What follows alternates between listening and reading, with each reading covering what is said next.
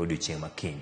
Jodak e kuonde dak moko adek mayudore e boma ma Homabay mosebedo gi nok mar pi kuom higni mathoth koro yudo fuong'ruok bang' piny owacho kaunti ma Homabay keyo negi pi maler ma ginyalo tiyogo e utegi.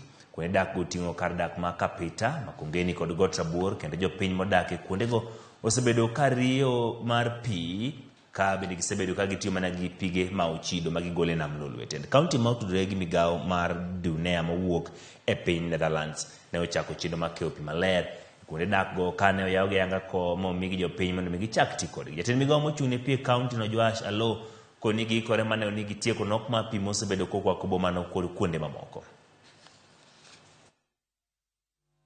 Sama owuoye ni sirikal mar county government ma Homabay osetiyo gomenda ma romo milion 200 mondo mi wabed kod pi ok e municipalities wakende to kata mana e kuonde mag reserve. Kaka ung'eyo ata malo 70 kuom 100 mar jo Homabay duto odakie miere mag reserve. Kuom ward ka ward nyo watemo ma wamiyo pi kendo pod wadhi medo miyo gi pi e ndalo mabiro. To maduong' ni ei Homabay wasebedo gi chandruok mar pi.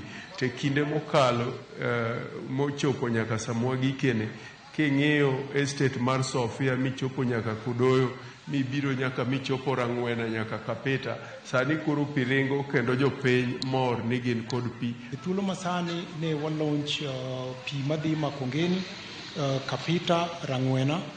Kuonde gi gin kuonde ma higni madhi 6 kata 7 mokalo pok gibedo gi pi.